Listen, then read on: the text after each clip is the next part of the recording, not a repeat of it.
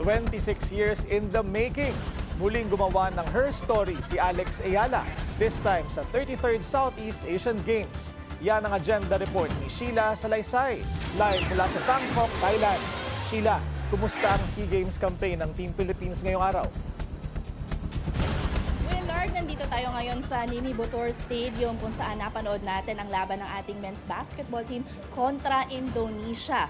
At dahil dyan nagpapatuloy ang makasaysayang paglalakbay ng Team Pilipinas sa 33rd Southeast Asian Games dahil hindi tayo tumitigil sa paghakot ng ginto at nag-iipon ng panalo para sa bansa.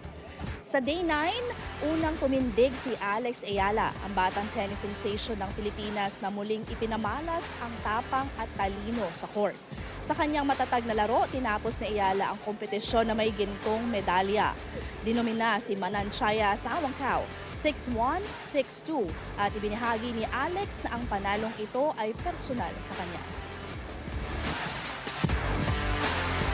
Malaking bagay siya. I mean, I said, I think this whole week was a very emotional kind of roller coaster.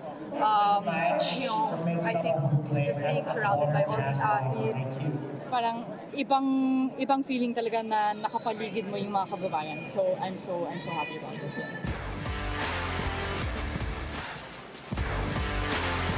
Currently ranked number 53 sa world ratings, pinatunayan ni Ayala kung bakit siya ang highest ranked WTA player sa Southeast Asia sa panalong ito. Naging ikatlong Pilipina din si Ayala na nanalo ng gold medal sa nasabing event. Kasunod ni Pia Tamayo na champion noong 1981 Manila Games at Marie Cris Fernandez sa 1999 Brunei edition. Nalampasan din ni Ayala ang kanyang previous best finish na bronze medal noong 2021 sa Vietnam SEA Games. Sa men's basketball, pasok na sa finals ng men's basketball ang Gilas Pilipinas matapos talunin ang Indonesia 71-68. Nakaligtas ang koponan ng Pilipinas sa aggressive rally ng Indonesia sa final quarter kung saan binura nito ang 16-point edge ng Gilas. Sa kabila nito, nananatiling matatag ang Gilas upang makuha ang final seat para sa gold. Babalik aksyon ng Gilas ngayong Biyernes, target ang 20th gold medal against the winner of the other semis battle between Thailand and Malaysia.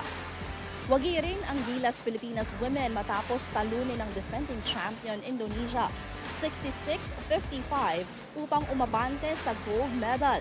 Bida sina Afril Bernardino at Kissy De La Rosa sa panalo para bawiin ang tumalo sa kanila noong 2023 SEA Games na pumigil sa kanilang three-peat aspirations. Sa tagumpay na ito, secured na ng Gilas ang top 2 finish sa current biennial meet. Samantala sa softball, nabawi ng Pilipinas ang titulo nang talunin nito ang defending champion Singapore sa men's softball finals. Ito ang 9th gold ng Pilipinas sa 11 SEA Games campaign. Huling na gold ang Blue Boys noong 2015 SEA Games. Diretso naman na umulusad sa gold medal match ang Philippine women's softball team matapos durugin ng host Thailand. Gaganapin ang final sa December 19. Pagdating naman sa medal standings, nasa 6th spot ang Pilipinas, sinusundan ng number 1 country at host Thailand, Indonesia, Vietnam, Singapore at Malaysia. As of 5 p.m., may nalikom na ang Team Philippines sa 39 gold medals, 56 silver medals at 124 bronze medals. Bukas ang penultimate day ng SEA Games kung saan inaasahan na mas magiging emosyonal ang laban ng ating mga atleta. Dahil ilan sa mga ito, paboritong sports ng Pinoy. Kasama na dyan ang basketball at boxing. At yan muna ang mga updates mula dito sa Bangkok. Sheila Salaysay ng POC Media para sa Billionaire News Channel. Willard? Maraming salamat, Sheila Salaysay. Nag-uulat ng live mula sa Bangkok, Thailand.